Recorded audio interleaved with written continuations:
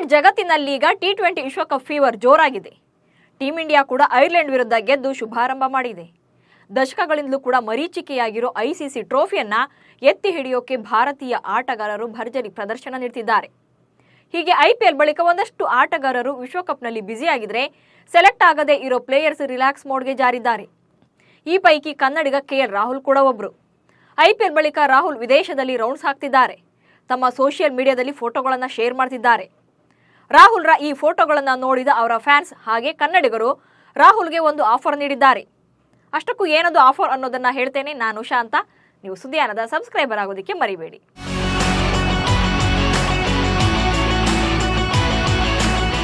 KL Rahul team ಇಂಡಿಯಾದ star batter. Crease ಕಚ್ಚಿ ನಿಂತರು ಅಂದ್ರೆ ಎದುರಾಳಿ ಬೌಲರ್ಗಳ ಬೆವರಳಿಸೋದ್ರಲ್ಲಿ ಯಾವುದೇ ಡೌಟ್ ಇಲ್ಲ. ಎಷ್ಟೋ ಪಂದ್ಯಗಳಲ್ಲಿ ಏಕಾಂಗಿಯಾಗಿ ನಿಂತು ಟೀಂ ಇಂಡಿಯಾವನ್ನ ಗೆಲ್ಲಿಸಿದ್ದಾರೆ. ಟೆಸ್ಟ್ ಕ್ರಿಕೆಟ್ನಲ್ಲಂತೂ ರಾಹುಲ್ ಬೆಸ್ಟ್ ಆಪ್ಷನ್.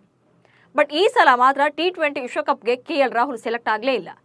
ಇದು ಬರೀ ಅಭಿಮಾನಿಗಳಷ್ಟೇ ಅಲ್ಲ, ಸಾಕಷ್ಟು ಕ್ರಿಕೆಟರ್ಸ್ಗೂ ಕೂಡ ಶಾಕ್ ನೀಡಿತ್ತು.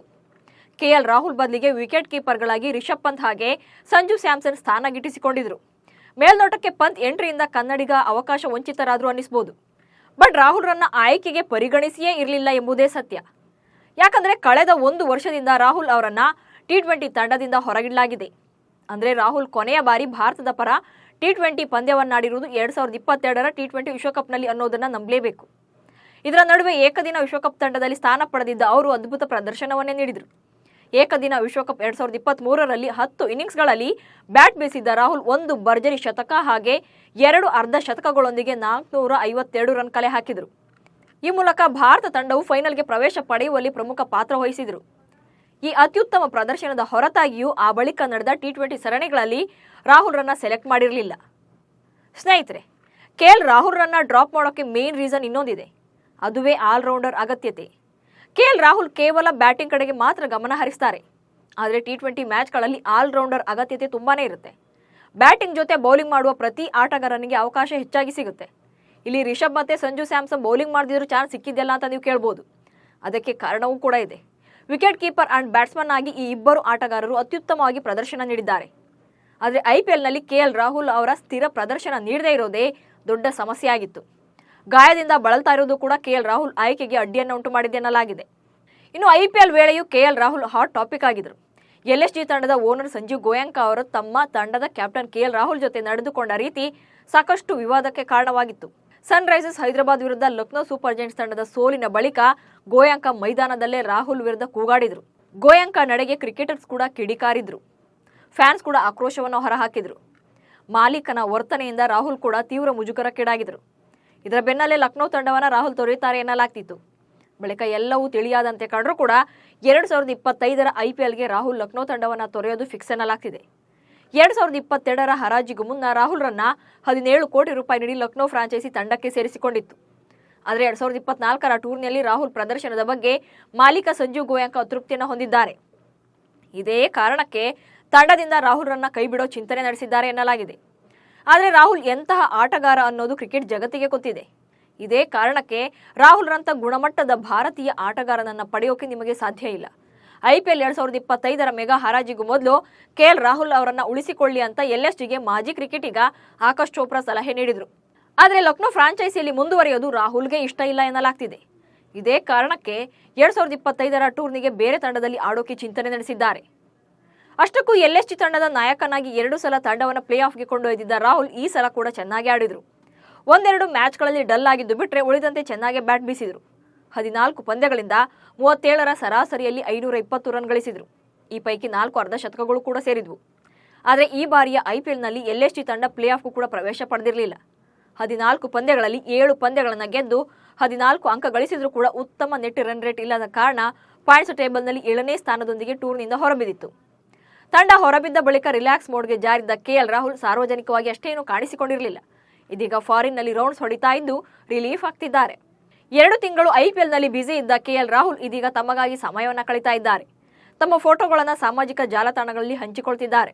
ರಾಹುಲ್ ಆಟದ ಹೊರತಾಗಿಯೂ ಅವರ ಬಿಹೇವಿಯರ್ ಕೂಡ ಸಾಕಷ್ಟು ಜನರಿಗೆ ಇಷ್ಟ ಆಗುತ್ತೆ. ಕ್ರೀಡಾಂಗಣದಲ್ಲಿ ಅವರು ನಡೆದುಕೊಳ್ಳುವ ರೀತಿ ಎಂಥ ಸಿಚುಯೇಷನ್ ಅನ್ನು ಕೂಡ ಕೂಲ್ ಆಗಿ ಹ್ಯಾಂಡಲ್ ಮಾಡೋ ಸ್ಟೈಲ್ಗೆ ಅದೆಲ್ಲಕ್ಕಿಂತ ಹೆಚ್ಚಾಗಿ ಬೇರೆಯವರನ್ನ ಹೇಗೆ ಗೌರವಿಸಬೇಕು ಅನ್ನೋದನ್ನ ಕನ್ನಡಿಗ ಕೆಎಲ್ ರಾಹುಲ್ ಅವರನ್ನ ನೋಡಿ ಕಲಿಬೇಕು.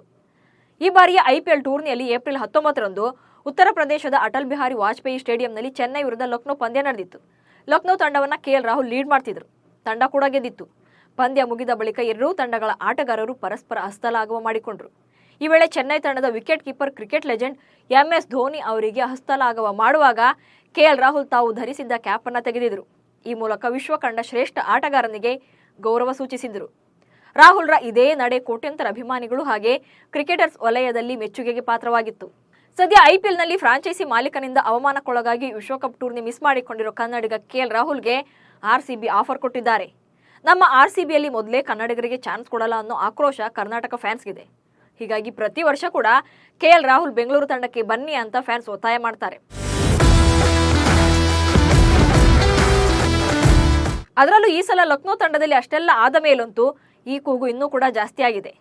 ಕೆಎಲ್ ರಾಹುಲ್ ಅವರ ತವರೂರು ಕೂಡ ಆಗಿರುವ ಕಾರಣ ಫ್ರಾಂಚೈಸಿ ಅವರನ್ನ ಖರೀದಿ ಮಾಡಲಿ ಅಂತ ಒತ್ತಾಯಿಸ್ತಾ ಇದ್ದಾರೆ. ಅಭಿಮಾನಿಗಳ ಆಗ್ರಹದ ಹೊರತಾಗಿಯೂ ರಾಹುಲ್ರನ್ನ ಬೆಂಗಳೂರು ತಂಡಕ್ಕೆ ಖರೀದಿ ಮಾಡಲು RCB ಫ್ರಾಂಚೈಸಿಗೆ 2 ಕಾರಣಗಳಿವೆ. ಒಂದು ಕ್ಯಾಪ್ಟನ್, ಮತ್ತೊಂದು ವಿಕೆಟ್ ಕೀಪರ್. ಈಗಾಗಲೇ ರಾಯಲ್ ಚಾಲೆಂಜರ್ಸ್ ಬೆಂಗಳೂರು ತಂಡದ best finisher and wicket keeper Dinesh Karthik ಈ ಬಾರಿಯ IPL ಟೂರ್ನಿ ಬಳಿಕ ನಿವೃತ್ತಿ ಘೋಷಣೆ ಮಾಡಿದ್ದಾರೆ. ಹೀಗಾಗಿ RCBಗೆ ಮುಂದಿನ ಆವೃತ್ತಿಯಲ್ಲಿ ವಿಕೆಟ್ ಕೀಪರ್ ಬ್ಯಾಟರ್ ಬೇಕಿದೆ. RCB ತಂಡ ಪ್ರತಿ ಬಾರಿ ಸಂಕಷ್ಟಕ್ಕೆ ಸಿಲುಕಿದ್ದಾಗಲೆಲ್ಲ DK ಆಸರೆಯಾಗ್ತಿದ್ರು. ಸೊ ಅವರ ಪ್ಲೇಸ್ಗೆ ಬೆಸ್ಟ್ ಪ್ಲೇಯರ್ ರಿಪ್ಲೇಸ್ ಆಗಬೇಕಿದೆ. ಹಾಗೇನಾದರೂ ರಾಹುಲ್ ಬಂದರೆ ಬೆಂಗಳೂರು ತಂಡದ ಬಲ ಹೆಚ್ಚಾಗಲಿದೆ. ವಿಕೆಟ್ ಕೀಪರ್ ಕೂಡ ಸಿಕ್ಕಂತಾಗುತ್ತೆ. ಹಾಗೆ ಇನ್ನೊಂದು ರೀಸನ್ ಅಂದರೆ ಅದು RCB ಕ್ಯಾಪ್ಟನ್ಸಿ. 2025ರ IPL ಟೂರ್ನಿಗೂ ಮುನ್ನ ಬೆಂಗಳೂರು ತಂಡದಲ್ಲಿ ಸಾಕಷ್ಟು ಚೇಂಜಸ್ ಆಗೋ ನಿರೀಕ್ಷೆಗಳಿವೆ. ಅದರಲ್ಲಿ ಕ್ಯಾಪ್ಟನ್ಸಿ ಕೂಡ ಒಂದು. RCB present captain Faf du ಪ್ಲೆಸಿಸ್ಗೆ ಈಗ 39 ವರ್ಷ. ಮುಂದಿನ ವರ್ಷಕ್ಕೆ 40 ವರ್ಷವಾಗಲಿದೆ. ಹೀಗಾಗಿ ಫಾಫ್ 2025ಕ್ಕೆ IPL ಆಡ್ತಾರೋ ಇಲ್ವೋ ಗೊತ್ತಿಲ್ಲ. ಸೊ ಫಾಫ್ ನಾಯಕತ್ವದಿಂದ ಕೆಳಗಿಳಿದ್ರೆ ಉತ್ತಮ ನಾಯಕನನ್ನು ಆಯ್ಕೆ ಮಾಡಬೇಕು. ಕಿಂಗ್ ಕೊಹ್ಲಿ ಅಂತೂ ನಾನು ಸಾರಥ್ಯ ವಹಿಸಲ್ಲ ಅಂತ ಕಡ್ಡಿ ತುಂಡು ಮಾಡಿದಂತೆ ಹೇಳಿದ್ದಾರೆ. ಹೀಗಾಗಿ ಹೊಸ ನಾಯಕನನ್ನ ಹುಡುಕಬೇಕಿದೆ. ಹಾಗೇನಾದ್ರೂ ಕೆಎಲ್ ರಾಹುಲ್ ಬೆಂಗಳೂರು ತಂಡಕ್ಕೆ ಬಂದ್ರೆ ಈ ಇಬ್ಬರ ಸ್ಥಾನವನ್ನು ತುಂಬಬಲ್ಲರು. ನಾಯಕನಾಗಿ 2 ಬಾರಿ ಲಕ್ನೋ ಸೂಪರ್ ಜೈಂಟ್ಸ್ ತಂಡವನ್ನ ಪ್ಲೇ ಆಫ್ಗೆ ಕೊಂಡೊಯ್ದಿರುವ ಕೆಎಲ್ ರಾಹುಲ್ ಈಗಾಗಲೇ ತಮ್ಮ ನಾಯಕತ್ವದ ಸಾಮರ್ಥ್ಯವನ್ನ ತೆರೆದಿಟ್ಟಿದ್ದಾರೆ. ಇದರ ಜೊತೆಗೆ ವಿಕೆಟ್ ಕೀಪರ್ ಆಗಿ ಕೂಡ IPLನಲ್ಲಿ ಮಿಂಚಿದ್ದಾರೆ. ಅಂದ್ರೆ ಕೆಎಲ್ ರಾಹುಲ್ ಆಯ್ಕೆಯಿಂದ RCB ಫ್ರಾಂಚೈಸಿಗೆ ನಾಯಕ ಫಾಫ್ ಡು ಪ್ಲೆಸಿಸ್ ಹಾಗೆ ವಿಕೆಟ್ ಕೀಪರ್ ದಿನೇಶ್ ಕಾರ್ತಿಕ್ ಅವರ ಸ್ಥಾನಗಳನ್ನು ತುಂಬಬಹುದು. ಹೀಗಾಗಿಯೇ ಮೆಗಾ ಹರಾಜಿನಲ್ಲಿ ಕೆಎಲ್ ರಾಹುಲ್ ಕಾಣಿಸಿಕೊಂಡ್ರೆ ಕನ್ನಡಿಗನ ಖರೀದಿಗೆ RCB ಫ್ರಾಂಚೈಸಿ ಮುಂಚೂಣಿಯಲ್ಲಿರಲಿದೆ. ಅದರಂತೆ IPL 2025ರಲ್ಲಿ ಕೆಎಲ್ ರಾಹುಲ್ RCBಗೆ ಬಂದರೆ ಕ್ಯಾಪ್ಟನ್ ಪಟ್ಟದೊಂದಿಗೆ ಕಣಕ್ಕಿಳಿಯುವುದು ಖಚಿತ. ಕನ್ನಡಿಗರು ಕೂಡ ಇದೇ ಆಸೆಯಲ್ಲಿದ್ದಾರೆ. ಸೊ ಕೆಎಲ್ ರಾಹುಲ್ RCBಗೆ ಬರಬೇಕಾ, DK ಮತ್ತೆ ಫಾಫ್ ಪ್ಲೇಸ್ಗೆ ಬೆಸ್ಟ್ ಆಯ್ಕೆನಾ ಅನ್ನೋದನ್ನ ಕಮೆಂಟ್ಸ್ ಮೂಲಕ ತಿಳಿಸಿ. ಹಾಗೆ ಸುದ್ದಿಯಾನವನ್ನು ಫಾಲೋ ಮಾಡಿ. ನಮಸ್ಕಾರ.